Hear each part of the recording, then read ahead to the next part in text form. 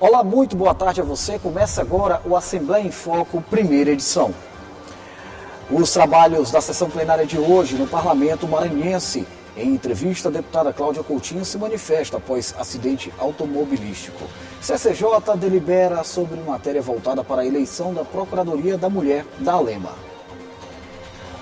Você vai conhecer ainda um projeto que leva a cultura popular às escolas do estado. O Assembleia em Foco, primeira edição, está começando.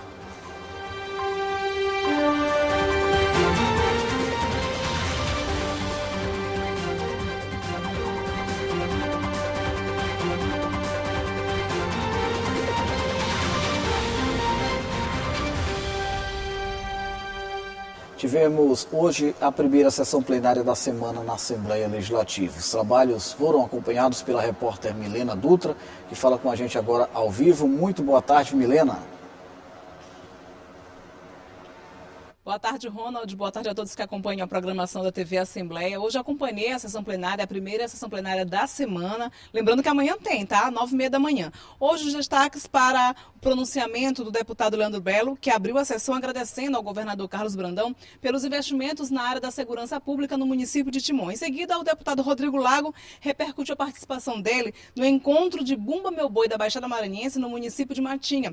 Inclusive, ele destacou a sanção da lei de sua autoria, que considera a festa, esse encontro de Bumba Meu Boi de Matinha, como patrimônio cultural do Maranhão. O deputado Fernando Braz lamentou a morte do agente da SMTT no bairro do João Paulo, enquanto estava trabalhando, inclusive pediu 1 minuto de silêncio aos deputados durante a sessão plenária desta terça-feira. O deputado Hildo Amaral destacou a agenda dele, do governador Carlos Brandão, na região tocantina. Na ordem do dia, os deputados aprovaram a medida provisória de autoria do Poder Executivo que altera a lei que trata da taxa de fiscalização de transporte de grãos. A taxa deve diminuir para 1%.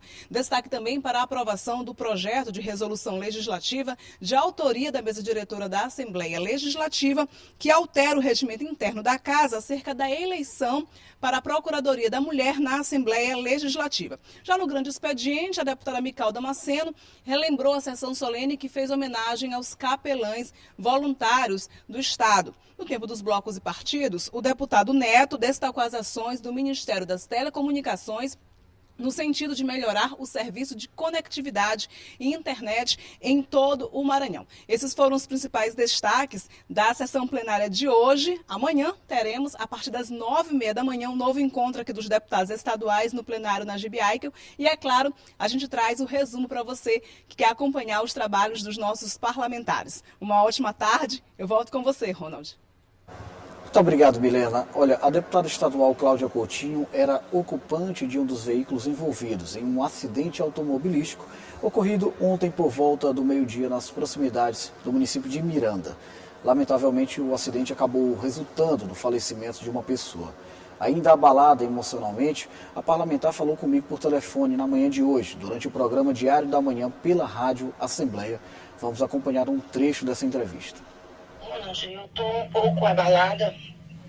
Ontem estive altamente assim, em choque, né? Eu não lembro muito bem, né? Porque eu vinha cochilando no banco traseiro. Costumo fazer minhas viagens até de ônibus aqui para a Grande Ilha, por achar mais seguro.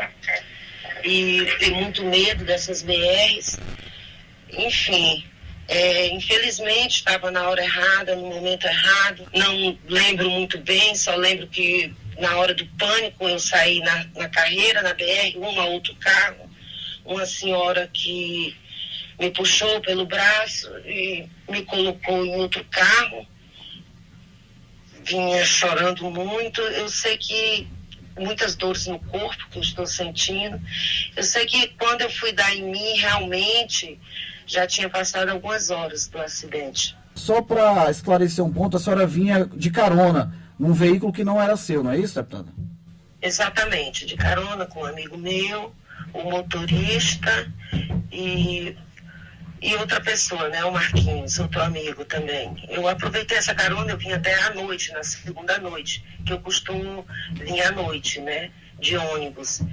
E resolvi vim nessa carona, que eles estavam vindo também para tratar de negócios aqui na Grande Ilha, e resolvi vir nessa carona para amanhecer a terça-feira, para começar a semana de trabalho. Mas, infelizmente, aconteceu, e muito triste por ter uma vítima fatal, que já sou, procurei imediatamente, Sim. acionei minha assessoria, e, assim, é triste demais, né? Triste. E pedir a Deus que receba, que dê o conforto, né, a família, né, da pessoa que perdeu a vida. Foi assim, um momento assim que eu não desejo para ninguém. Gente, prudência, muita prudência, e trânsito não é brincadeira, você tem que dirigir por você, pelos outros. Verdade. BR com muita experiência, se você tiver realmente experiência. E assim, a gente fica imaginando os nossos, e é muito difícil mesmo, muito difícil.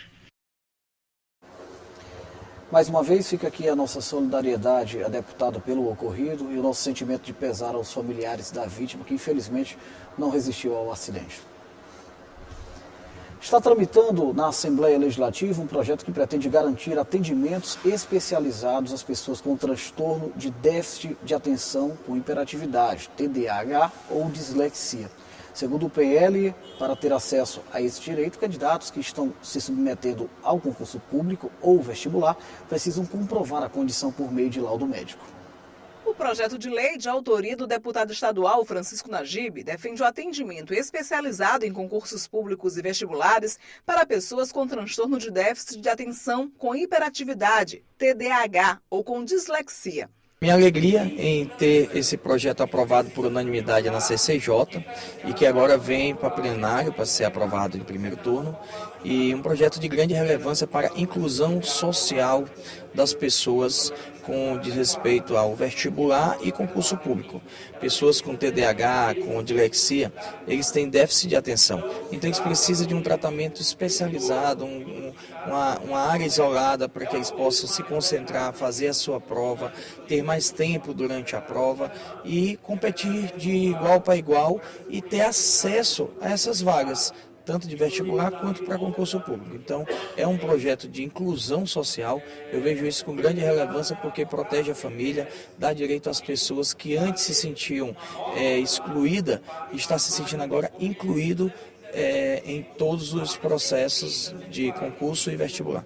De acordo com a Organização Mundial da Saúde, 4% da população adulta mundial sofre de TDAH. No Brasil, segundo o Ministério da Saúde, são em média 2 milhões de brasileiros com transtorno de déficit de atenção ou dislexia. Esta psicopedagoga explica o que significa o transtorno e a dislexia e quais suas principais características. O transtorno do TDAH, ele é a impulsividade, a falta de atenção, a dificuldade no foco, em realizar algumas atividades que podem ser até do cotidiano, entendeu? A dislexia, ela vai mais para uma dificuldade de aprendizagem. Por quê? Porque a pessoa escreve de uma forma, lê de outra, ou vice-versa, escreve algumas letras, algumas palavras erradas, tem dificuldade em transcrever e muita dificuldade na escrita. De acordo com um projeto de lei do deputado Francisco Najib, candidatos com TDAH devem contar com auxílio na leitura das provas e com um profissional que o ajude a preencher o cartão-resposta quando solicitado. E ainda uma sala diferenciada para a realização das provas. Esse atendimento não deverá ser cobrado, mas para isso, os candidatos devem comprovar no ato da inscrição, através de laudo médico ou de um profissional especializado, a condição do transtorno ou da dislexia. Que a lei venha para ajudá-las a trabalhar essas questões, que são essas dificuldades. Exemplo, a lei ela vem dizendo lá que pode ter um profissional ledor, pode ter um profissional que possa trabalhar essa cartão-resposta dessa pessoa e principalmente os 60 minutos, quer dizer, 1 hora a mais que essa pessoa vai ter para fazer sua prova com mais calma, visto que ela tem uma desorganização principal como sua característica. Durante os trabalhos da Comissão de Constituição, Justiça e Cidadania da Lema, deputados apreciaram várias proposições. Entre elas, o projeto de resolução legislativa que trata sobre a eleição da Procuradoria da Mulher da Assembleia. Vamos aos detalhes da movimentação na CCJ. Os deputados da Comissão de Constituição, Justiça e Cidadania, a CCJ, apreciaram mais de 30 itens na pauta da reunião dessa segunda-feira. A reunião da CCJ ela continua num ritmo bastante intenso. São mais de 500 projetos analisados desde o início do ano. A gente tenta deixar essa pauta sem projetos represados, de modo que a gente tem tentado pautar aqui políticas públicas que vão em breve ao plenário da casa, o plenário sempre com muitos projetos para votar, exatamente porque a gente tem conseguido dar vazão aos projetos que chegam aqui à comissão. Destaque para o parecer favorável ao projeto de resolução legislativa que trata da nova eleição para a Procuradoria da Mulher na Assembleia Legislativa, junto à eleição da mesa diretora da Casa. O deputado Glaubert Coutrin é o relator da matéria. Isso é um avanço nosso, da Casa como um todo, que a gente engaja, praticamente coloca a Procuradoria no mesmo patamar dos membros da mesa diretora. Isso é importante, é mais uma questão que se valoriza ainda mais as mulheres. E aqui na casa a gente tem feito muitas medidas que tratam com referência a isso, porque a gente sabe da importância que tem cada vez mais ter a inclusão de mulheres em todos os setores. A eleição na mesa, uma vez que foi adiantada, isso não foi permitido para a eleição da Procuradoria da Mulher da Casa. Então a gente está fazendo agora essa correção, a gente também vai ter logo antecipada a eleição da Procuradoria da Mulher da Casa, e aí a gente tem essa harmonia, a gente finaliza esse semestre já tendo assim uma previsão muito segura do que vai acontecer na casa nos próximos 4 anos. Também entre os projetos aprovados pela CCJ está o de autoria do Poder Executivo, que institui a Política Estadual de Agroecologia e Produção Orgânica do Maranhão. E o projeto de autoria do deputado Júnior Cascaria, que institui a Semana Estadual de Conscientização e Prevenção da Síndrome ou Transtorno do Pânico. Foram quase 30 projetos de lei aprovados aqui para poder mudar a realidade do nosso estado, podermos cada vez mais inovar aqui no nosso estado e poder ficar cada vez mais atualizado. No próximo bloco, você acompanha a previsão do tempo para as próximas horas no estado. E mais o desperdício de água no Maranhão e a atuação da Assembleia Legislativa para ajudar a conter o problema. A gente volta já.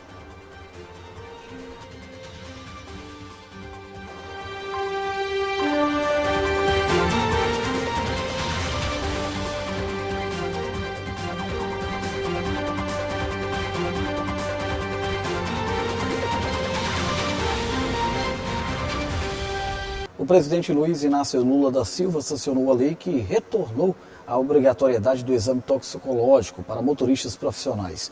A medida estabelece novos prazos e já foi publicada no Diário Oficial da União. A reportagem de Luísa Nunes traz mais detalhes. A lei sancionada pelo governo federal estabelece a obrigatoriedade de exame toxicológico a cada 2 anos e 6 meses, a partir da obtenção ou renovação da Carteira Nacional de Habilitação. As categorias dentro do novo prazo são C, D ou E. O despacho publicado no Diário da União vetou 2 trechos que foram aprovados no Congresso. O primeiro seria uma multa para os motoristas que perderam o exame com 30 dias após a data estabelecida. E o segundo seria a impossibilidade dos motoristas dirigirem caso o exame desse positivo. A mudança no artigo 148 do Código Brasileiro de Trânsito foi feita ainda em 13 de outubro de 2022, mas em razão da pandemia de Covid-19 passaria a vigorar posteriormente. Se o condutor for pego, for um reincidente com resultado positivo no Registro Nacional de Habilitação, que é o RENAT, será suspensa a carteira dele por 3 meses até que ele comprove o resultado positivo do exame. A nova lei traz 1º de julho de 2023 como início da nova exigência e é preciso ficar atento aos prazos. O exame tem validade de 2 anos e 6 meses, que estiver vencendo, ele vai informar o condutor com 30 dias de antecedência via sistema eletrônico. Então ele vai ficar atento, tem que ficar atento para isso, para que não perca o prazo de renovar o seu exame a cada 2 anos e meio. Vamos ficar por dentro das expectativas para o clima nas próximas horas no estado com a Ananda Fontinelli, que tem as informações. Muito boa tarde, Ananda. O que espera aí do clima para as próximas horas, hein?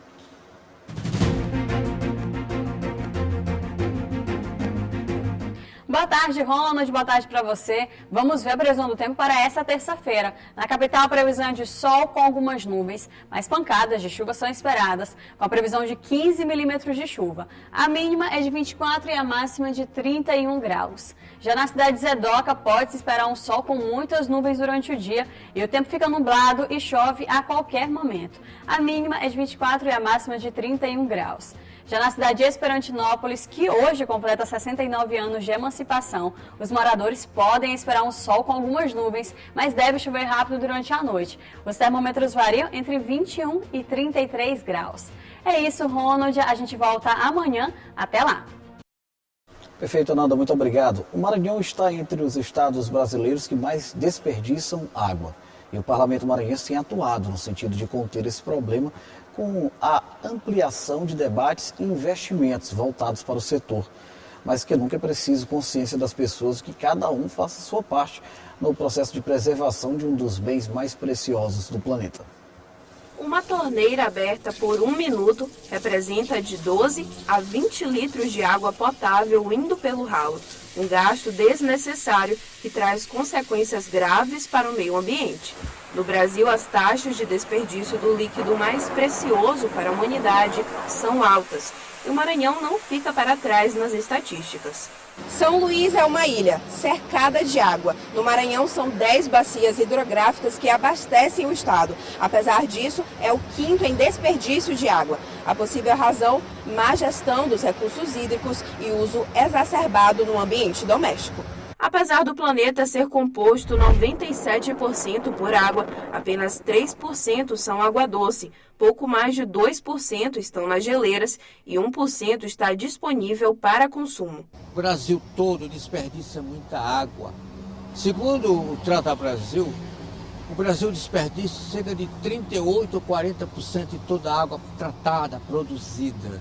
O Maranhão, então, São Luís, por exemplo, nós estamos aqui em São Luís, chegamos, segundo dados da CAEMA, nós perdemos desde 60% ou 70% da água. Iniciativas que visam o controle de desperdício devem ser destacadas. A Assembleia Legislativa do Maranhão é o único órgão público que conta com uma estação de tratamento de efluentes. O trabalho feito no ET proporciona a reutilização da água para outros fins, evitando o desperdício. A estação de tratamento de efluentes da Lema, ela trata todo o esgoto gerado através do sistema biológico. E toda essa água tratada a gente reutiliza na área verde da Lema.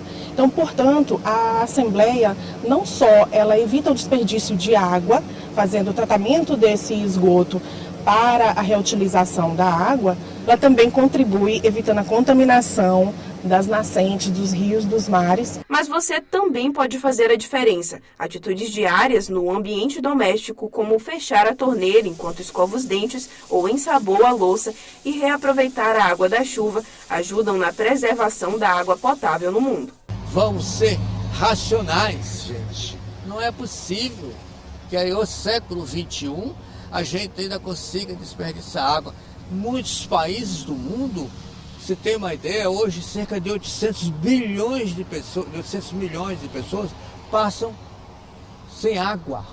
E o Brasil tem água, graças a Deus, fora a água subterrânea, né? Que nós temos aí um potencial muito grande. Então precisamos ser racionais. Essa expressão racional vamos utilizar, ser inteligente, ser educado, para não desperdiçar água. Hora do intervalo. Na volta, a gente vê a campanha do Hemomar em busca pela ampliação dos números de doações de sangue na Grande Ilha. Você vai ver ainda como tem sido o trabalho de levar cultura popular às escolas maranhenses com didática e interação. A gente volta já.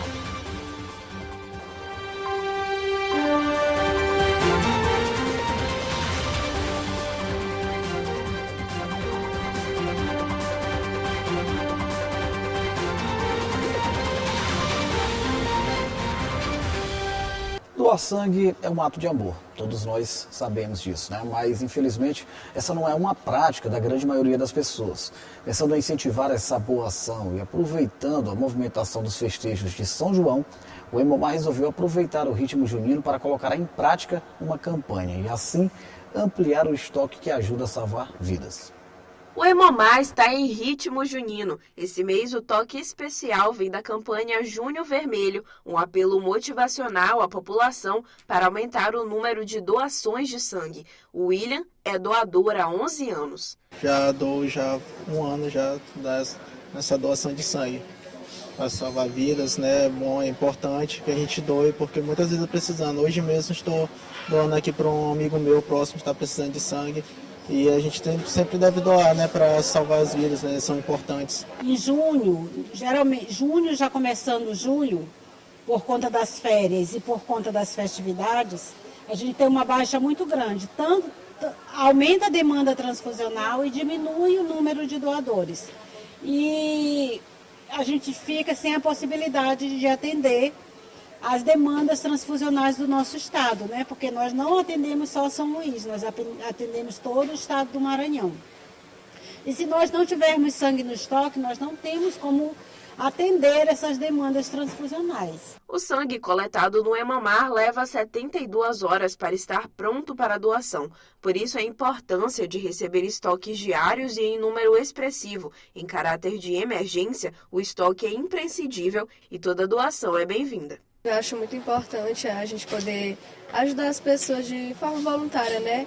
Então, quem pode estar doando, tendo as condições, né, dentro dos padrões que pedem, poder vir doar, né? Que a gente ajuda a salvar outras pessoas. Para ser doador é preciso ter entre 16 e 69 anos, mais de 50 quilos, estar bem de saúde e ter em mãos documento de identificação oficial, original e com foto. O Hemomar está localizado no bairro Jordoa, na capital. Funciona de segunda a sexta-feira, das 7h30 da manhã às 6 da tarde e aos sábados até o meio-dia. Nós já tivemos um número bem significativo de doadores, mas a necessidade continua, né? Porque os nossos estoques ainda continuam críticos e nós dependemos mesmo da solidariedade, da boa vontade das pessoas para vir nos ajudar a compor esse estoque para que a gente possa atender a demanda transfusional do nosso estado. É isso, se você se enquadra nos pré-requisitos, vale a pena ajudar, viu? Hora da gente se conectar com o portal da Assembleia Legislativa. Vamos aos destaques do site da Lema. Josimar Melo tem aí todos os detalhes. Muito boa tarde, Josimar. Boa tarde, Ronald, e a todos que acompanham o Assembleia em Foco primeira edição. Vamos aos destaques do portal da Assembleia desta terça-feira. CCJ aprova parecer a medida provisória que reformula o Conselho Penitenciário e o projeto de lei que trata da política de produção orgânica. Deputado Osmar Filho realiza nesta quarta-feira a segunda edição do São João na Praça, com horário previsto para as 17 horas na Praça Frei Antônio Sinibaldi, no São Francisco. E o deputado Carlos Lula propõe um projeto de lei que garante refeição nas escolas durante o período de férias. Para acompanhar as reportagens completas, acesse o nosso site al.ma.leg.br. Com você, Ronald. Valeu, Josimar, muito obrigado, viu? A cultura maranhense é rica e tem feito bonito, viu? Principalmente nesse período tão esperado, São João. Nas escolas, um projeto tem buscado aproximar estudantes da cultura popular, levando didática e fomentando a interação com os alunos.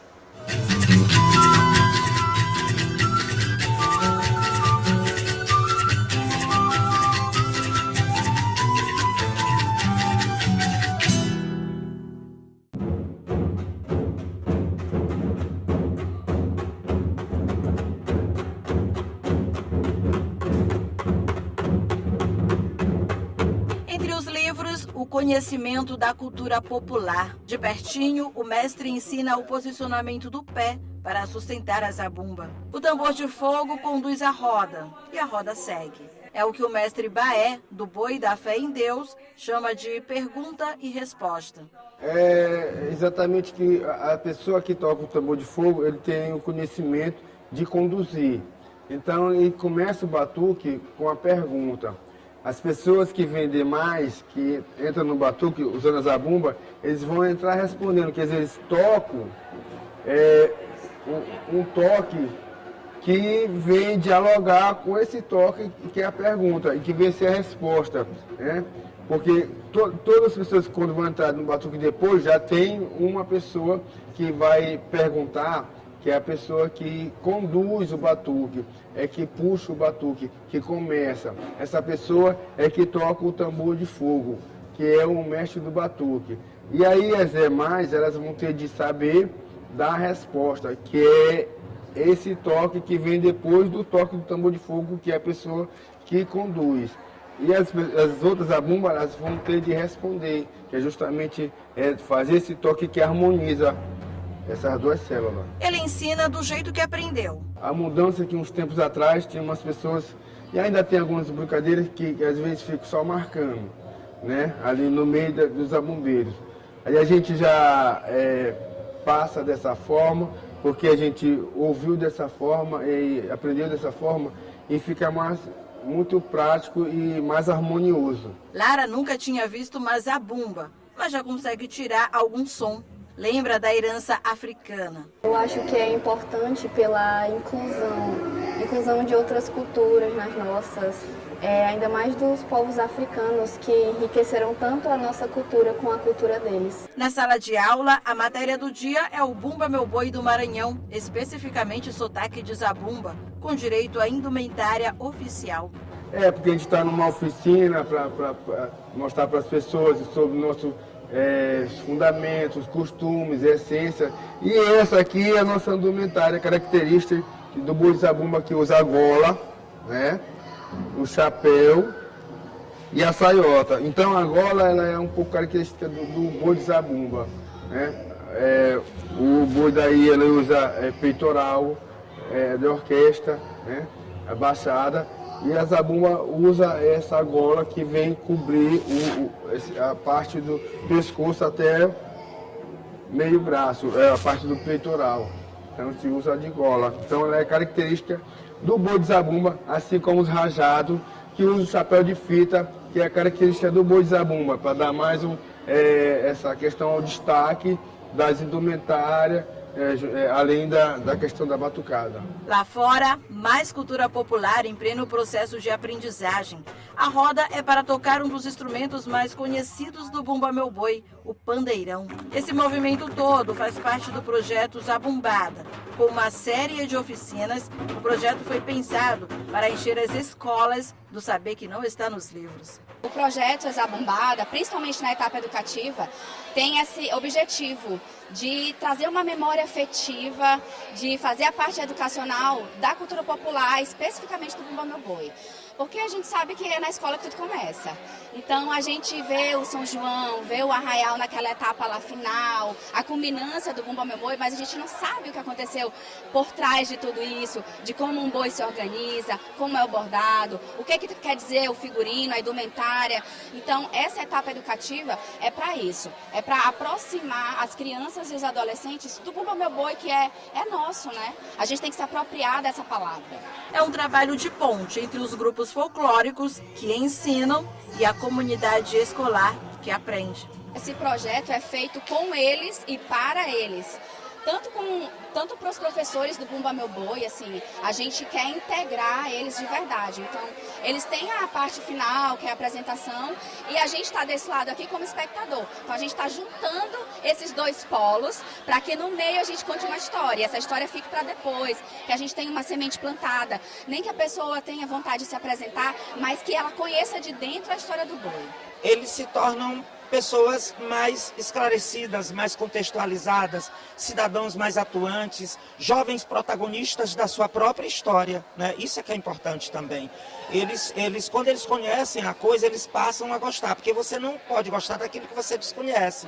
Então é importante que a gente possibilite o acesso a esse conhecimento para que a partir de então ele se sinta pertencente. Sentindo-se pertencente, ele valoriza.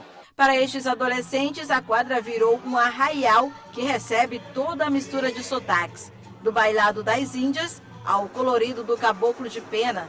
e o som peculiar dos pandeirões. Nesse segundo ano de projeto Zabumbada, uma certeza para quem plantou.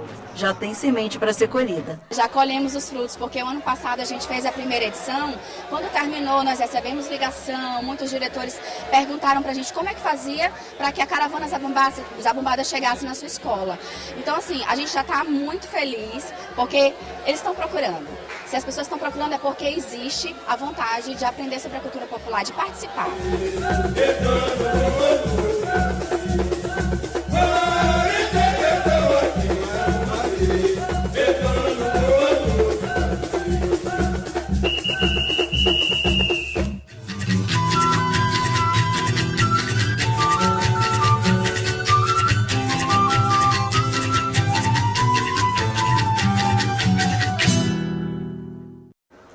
O F1 fica por aqui. Reveja as nossas reportagens por meio do site al.ma.leg.br. Tenha uma ótima tarde e até amanhã.